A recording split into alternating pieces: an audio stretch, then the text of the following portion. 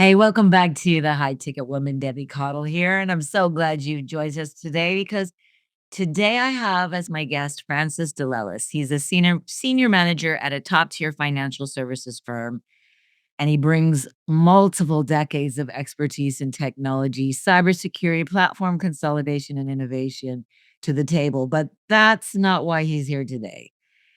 He's here today because he's written a book called Brokenness and New Beginnings, a story of hope for those facing separation and divorce.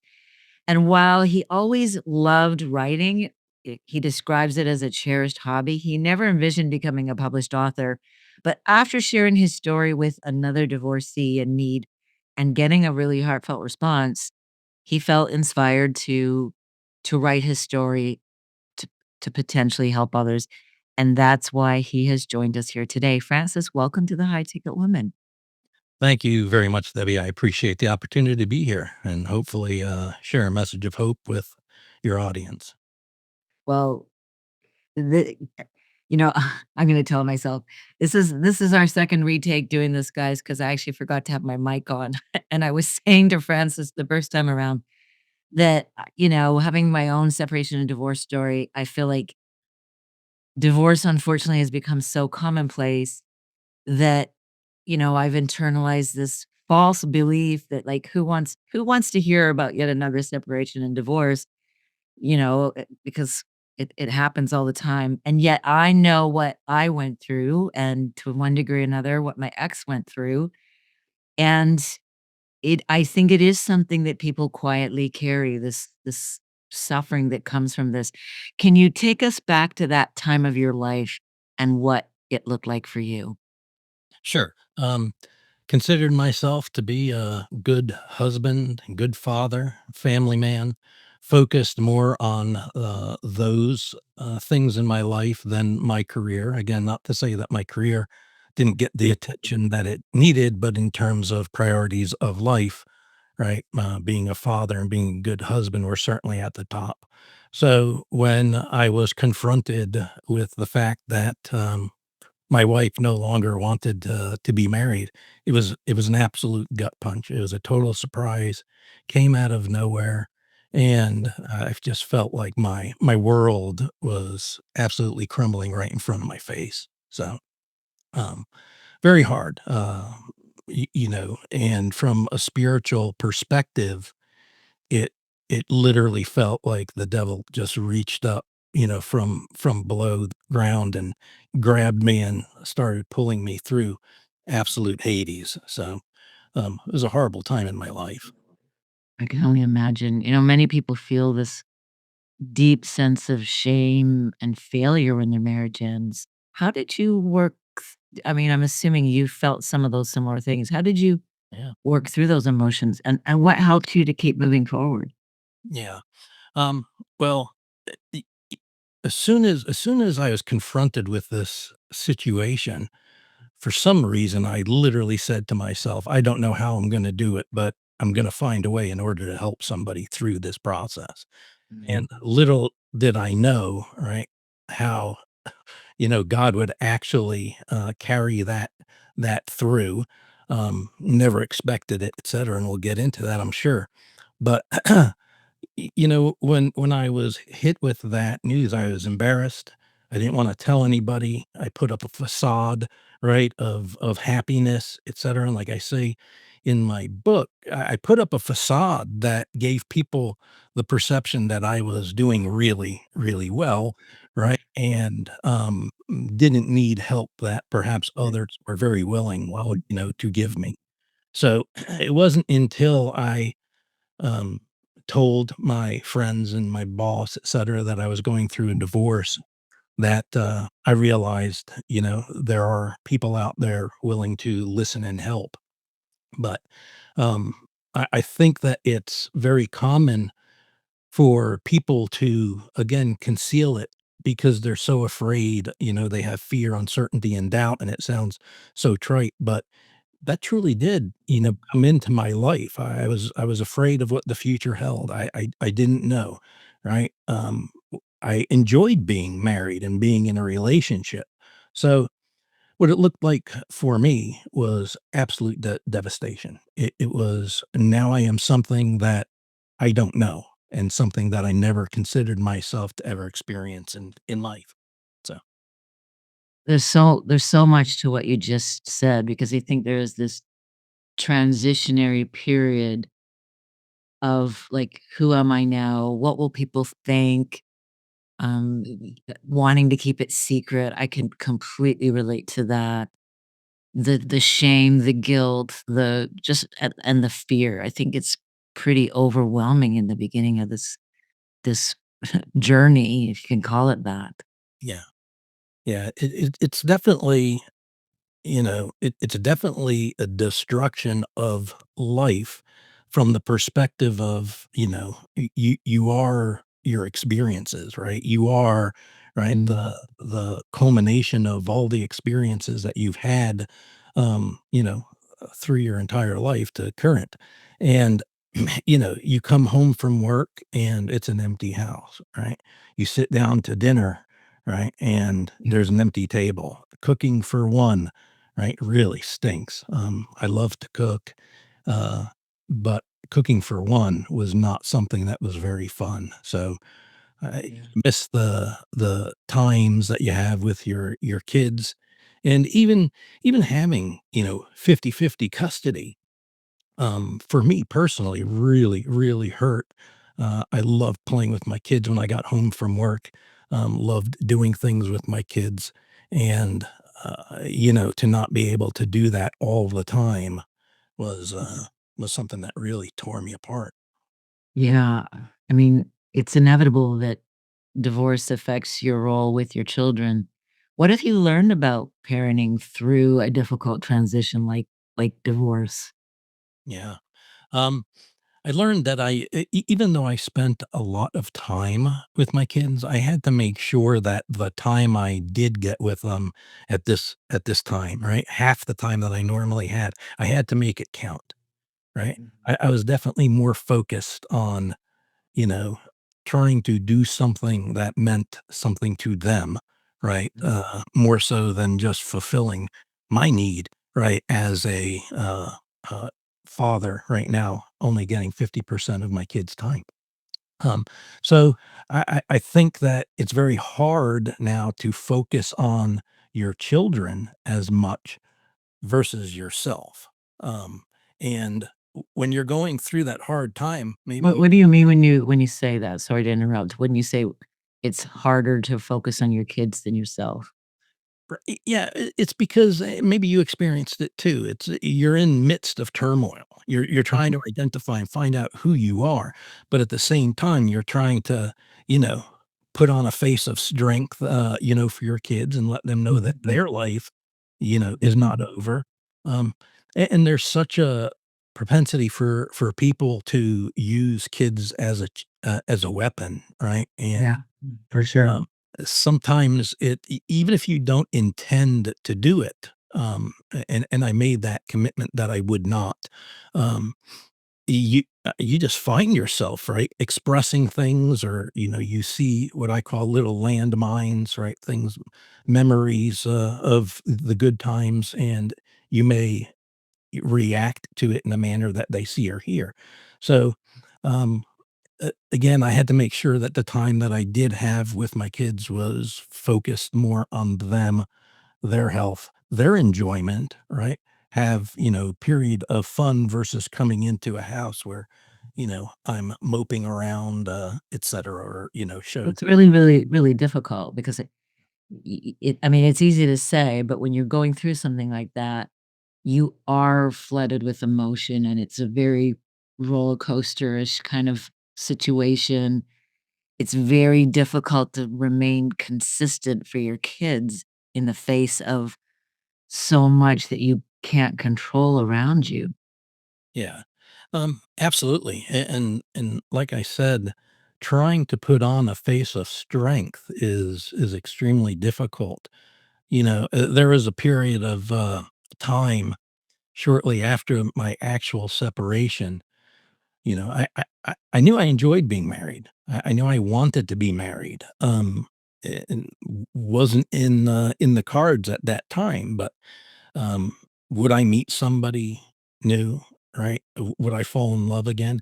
Then when you start having those questions, right, you begin to say to yourself, "No," right? You're too old, you're too fat, you're too ugly, right? Um, Etcetera. So, how do you present an image of stability, happiness, health, right? Convey, right, uh, good things to your kids and help them have a good self-esteem, right? When you don't have one, right? I mean, you just sort of walk around thinking that everybody is looking at you, all right, knowing that something's wrong, and I had those feelings. I literally, when I went to the grocery store, I just felt like everybody knew, right, that I was divorced. I wasn't rational, right? Um, so it got to a point where, for me personally, I had to get rational. I really had to force myself, um, because I knew it was so important, right, to carry on and survive, right, the Yeah. rough periods and Yeah. find It sounds like what you're really saying is you made some intentional choices about how you're gonna present yourself. I wanna circle back to what you were saying about really essentially keeping everything secret, and it almost sounds like you were saying you were sort of pushing, maybe too strong of a word, but pushing people away. Like, talk a little bit more about that, and how long did it take you to just finally open up? And, I can relate to the need to keep it quiet. I'm curious just what that transitionary period was for you where you finally realized, "Oh, there it's safe for me to talk about this with certain people." yeah. Um, yeah, actually, I have a story that relays that, very well, I think. Um, I when I was going through the early stages of the separation, my wife was not very, transparent, go figure, and really gave me the, impression that there's potential for, reconciliation, right? Um, but I didn't know what I needed to reconcile. I truly, at that time, right, willing to take responsibility for anything that I might have done in order to actually cause, the situation that I was in, but I never actually received, right, any indication that there was, a problem, and never told why. Um, But so I always felt like there was hope, right? I always felt so I wasn't, very, forthcoming even with my family, right? I was going through this challenge and it reminds me, my mother, of course, I let my mother know that, things aren't going well, etcetera. It was a hard time. And being a great mother, she traveled down from her home, out of state, and wanted to just be there, right? Just help, etcetera. And I decided to take her out to dinner at a, Japanese steakhouse, right? The teppanyaki tables. I don't know if I said that right, but anyway, we had a great meal, great conversation, and I was telling her how I really felt like, there is opportunity to mend this relationship and move forward. Well, as we were getting up after dinner and walking out, um, I was stunned to see my then wife, right, with her boyfriend, right, his kids, and Oh, was that the first you knew that she was in another relationship? Oh, yes, yes. wow. Um, so I saw that, and my mother being, my mother knew what I was facing. She just in the calmest, right, way went up, you know, said hello, right? Um, and, said hello to her granddaughter.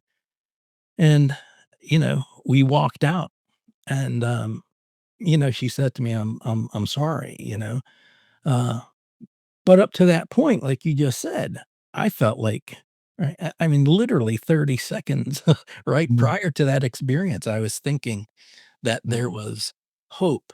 Um, There's the second gut punch. oh, yeah, yeah, that one might have been, harder to, tape Yeah. than the first, Yeah. especially with, my mother being there. I mean, thank God she was there, but to see it, um Mhm.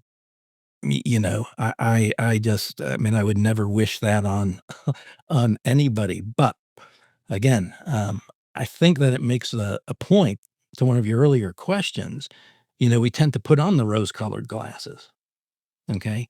And when I say that you need to get rational, I had to open up myself to the possibility and think through, you know, what if, what if this happens? What if that happens? Right. So I try to prepare myself after that.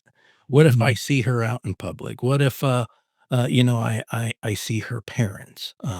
What if, somebody doesn't know and they ask me, et cetera. So I think if I were to give advice to anybody, and it's really not my intent, even in my book, because I don't necessarily think I'm qualified to give advice. I would simply say, take that step back and ask the who, what, where, when, whys, right? So that when you go out and experience it, it's already been thought through in your mind. It won't be easy to actually execute on, what you thought, but at least you'll be a little bit more prepared, right? You know what you're saying though, which is so interesting, is because so much of the time we use the what if in a sort of catastrophic way. What if I run into my ex? And then our brain goes, "Oh, that'll be horrible, and I won't be able to handle it. It'll be so embarrassing." But what you did is you mentally rehearsed how you wanted to show up if that happened, and that is really the key to being emotionally, mentally, physically prepared. Yeah. Yeah. To ask yourself whatever that ultimate what if is, and then keep going. Well, if that does happen, what do I want that to look like? Yeah. And it's easy to be naive, right? Yeah, And actually writing out the answer to the what, you know? yeah, Um, but again, I think just having it in the back of your mind, you can go into it and it's easier to adjust rather than just be flabbergasted by the situation. Um, and I'm sure I'm not unique in the fact that throughout the whole process, you will see people that you thought were your friends. You'll see people that you know are your friends, but it's hard to navigate, right? Because your life is changing, literally being ripped apart from what you knew. Um, and I don't think you really realize, right? The and this is going to sound really strange, but you don't realize the opportunity, right, at that time. I think it takes a lot of soul searching and time to reach the point where you realize it's an opportunity to actually improve yourself, right? In whatever way, right? Maybe it's exercise, right? Maybe it's picking up a book, maybe it's reading the Bible, maybe it's, doing public speaking, etc. Or maybe it's just writing, right? From a creative perspective. yeah. There is opportunity in the disaster. And that's the way I dealt with the pain, and I did even as a child. I used creative writing to get my emotions right out on paper. I just never really shared them with anybody, right? Yeah. I mean, even my family, I've got a stack of things that I've, written over the years, but I mean, if they've seen 5% of it, that surprised me. So, I wanna go back to what you were saying about people you thought were your friends and people you knew were your friends. W w were there some surprising and unexpected things that you discovered about friendships and those who were there for you and those who weren't during this journey? yeah, absolutely. Yeah. Even with, uh even with the situation, being horrible in my mind, I always and again, maybe naivety was really strong, but I always thought that I could maintain relationships, right, as they were. Mhm. Um, even with my in-laws, I thought, okay, right, I still want to be, friends. I wanted to be able to be out in public and see them and not, feel like I have to go run and hide. And, that's the way I operated, and I actually told them, right, how I felt, um, but th again, realizing where people are, is a hard thing to actually, accept, and you have people that you are your friends because they'll come over and they'll ask you, "What is it? What do you need?" Right? It's not about them and what they need, they'll joke with you through the situation, even though you don't necessarily wanna be joked with. You can tell, right, that there's, compassion and caring. Yeah, And on the other side, um, I remember a situation where, I ran into people, um, and they would turn their back, and you're like, yeah. "Why?" So experience. Was your wife somebody your former wife, somebody who was pretty private herself about this separation and divorce, or was she out there sort of aligning people to her and Oh, yeah. Yeah, yeah. yeah. So much in fact that I remember seeing a photo on social media of, her boyfriend that she was with, and he had on a shirt that said, "My girlfriend's husband hates me." Right. So, Wow. w Wow. what's ironic is I really didn't, right? Right. I didn't hate Yeah. him, right? Yeah. Um, perhaps he was a goofball, didn't have sophistication thought that maybe he should have, um, Mm. because it really was more of a statement, against him than me. Absolutely. Yeah. But to your question, there was, it was like ambivalence. It was like, yeah, hey man, I'm moving on and I'm out here having a great time and life is good and socialize and there was some challenges with sharing of things that were not necessarily true. Um, and my only hope was that that wasn't happening with my kids. I don't know that it was or that it wasn't, but, it certainly was something that I decided I wasn't going to do, so. You shared that asking God to intervene was a real turning point for you. What did that look like in a practical way for you during the hardest moments of this journey? Yeah, the probably and there were little things along the way, right, where you sort of realize that, "Okay, I feel like God's working in my life."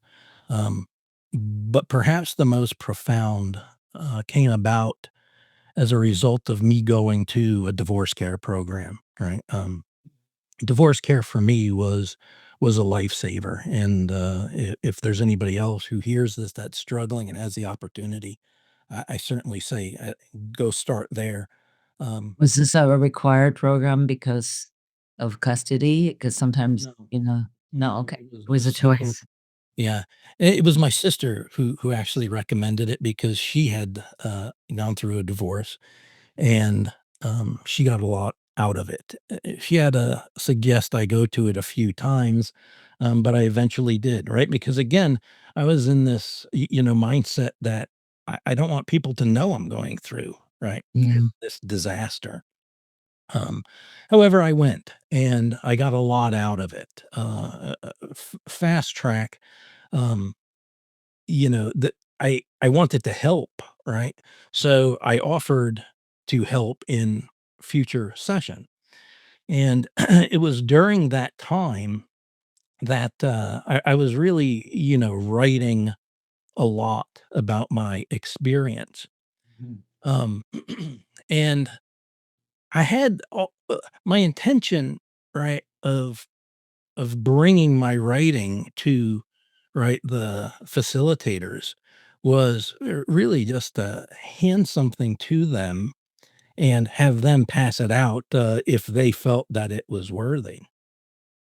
But during the session, I never got the opportunity to do it. It just didn't present itself. But I met uh, a young guy who was going through divorce, and he was taking it really hard. And one of the facilitators actually asked me if I'd mind, talking with him. So I did, and we ended up going out, for dinner and just, talking about life. It was whatever he wanted to talk about, etc. And he was really down. He was not doing well. So I said to him, well, hey, I happen to have this, right? My writing that I was going to give to the facilitators. Um, why don't you take a look at it, read it, and hopefully you can get out of it what I've gotten out of it. So he did. And yeah, it was something that was a blessing because time went on. I ended up meeting the gentleman again for dinner, and I asked him if he had an opportunity to read it. Um, and he said that he had, right? Um, and he told me that he read it when he went out to the woods with his dog, right? Um, and he was basically going to end his life. And when he reached into his bag to pull out, right, his weapon, instead he grabbed the story and he read it. And he's telling me this, and he said, "You saved my life." And right, that was like, What?" Right? I'm trying to navigate this, myself, but I just figured I would help, but I never figured I would help like this. Um, and it really was at that point that I knew I had to do something, right? So, I started to formulate the story a little bit more in depth. But that moment, right, was so humbling, and I just felt like, Man, is this what I need to do? Is this God working through me, right, um, to help others?" So that experience was extremely humbling. It's hard for me to talk about it, but I really felt. It's amazing how you can go back in sometimes we don't always know why we're going through something really painful and difficult, like why we're suffering in a certain way, and then we get through it or further along in it, and we look back and we can see God's fingerprints all along, and where at times maybe we just didn't recognize it. Yeah, and a couple of years later, maybe, yeah, it's probably about a year and a half or so. y- No, more than that. My now wife um, was the first one to hear that story, and she looked at me and was like, "You need to write that book, right? What if there's just one more right out there like him, right? What if there's just one more? Can you really just sit on your story Yeah. if there's one more?" So again, out of all of my two brothers and my sister, I am the least likely to write a book, right? I mean, my sister was an English major. My one brother had a adventurous career in the army, special missions unit. My other brother truly is a genius. and, I'm not, right? I'm a creative writer who hides, what he writes. But Not anymore. right, it was literally, Jennifer, my wife, who convinced me that, it's a worthwhile effort, right? Yeah. Um, and it's not necessarily one that's easy to get through that I'm sure but, Mhm.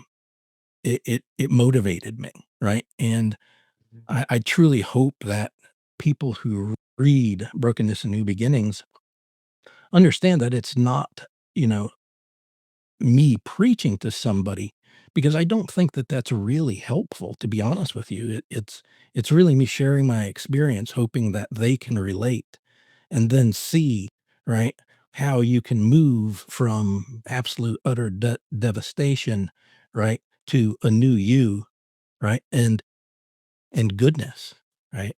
So it was an experience that, I will never forget. It was extremely emotional and extremely humbling to feel as though God was working through you, but I truly felt that at that time. What feels different about your marriage today, and how has your past shaped the way you approach love and commitment now? Yeah. Um, well, first and foremost, you know, integrity, right, and commitment, means something. And I know that through, just some of the experiences that we've had to date that, I won't go into, but, um, I feel as though I'm able to be me, right? And I didn't realize at the time that I never felt like I could truly be me, right? The things I like to do, being silly and stupid, Um, maybe I'm the only one, but there are times where I act like a juvenile for my own personal entertainment, and you know, Jennifer laughs, right, or she'll join in. Whereas in the past, it was always like, "Why do you act like that?" Right? Yeah. So this is a very safe marriage for you to Yeah, just show up and be you. Yeah. it was very safe. By the same token, right, I take things a lot more seriously, right? So there's like Mhm. this dichotomy, right? Um, where I want to make sure that my relationship is strong and ensure that, you know, I feel that she feels, loved and special and accounted for. So I think I learned that you really do need to make an effort. Sounds cliche, right? But you need to make an effort to make your relationship what you want it to be, and not take things for granted. Oh, absolutely. We're coming down to the end of this, unfortunately. I want to ask you, what do you want someone in the middle of a separation or divorce right now to hear from your story today? Yeah. First and foremost, to just stop, right? Just stop and just listen and realize that what you're going through is valid. The feelings that you have are real, right? However, however you're experiencing this pain, may be unique, but it's extremely important that you acknowledge its validity. Likewise, you can learn, right, from others that there is hope. And that's really what I want people to get out of Brokenness and New Beginnings is hope. That hope can come in many different forms. For me, it was asking God to enter into my life. Lord God, help me, please. Um, eh, but whatever they read, is going into their head and impacting them. So reading something good, reading something positive, listening to positive music, listening to positive friends. It Sounds like Philippians 4:8. Whatsoever is true and pure and good and lovely, Think right? Think on these things. Yeah. yeah. So, um, just understand that time my experience is time heals the wounds, but it's only if you let it, right? Yeah. Mm. So there is an element of having to just give in, right? And say, take me where it is that you want to take me, right? Develop in me what it is that you want to develop. The other thing is understand that you, right, as an individual has something unique, right, to share with somebody else. I think through our pain and our overcoming of the pain, right, is something that is a blessing for somebody else. So try to look for that blessing, look for, your strength and share it with somebody else who's going through a similar situation. And for me, right, that blessing um, came through volunteerism, right, in a program that I got a lot out of, right, divorce care. For somebody else, maybe it's something different, but sharing, being patient with yourself, right, um, and just understanding that you will experience challenges, right?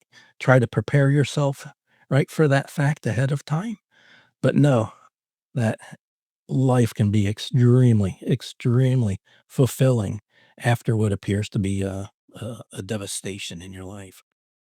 So if your younger self, the version of you that was right at the beginning of this really painful, difficult journey, was sitting right next to you right now, what would you wanna say to him? Yeah. First and foremost, because it was so powerful for me, was learn the phrase, right? 5 words: Lord God, help me, please. Lord God, help me, please. Four words. um, Yeah.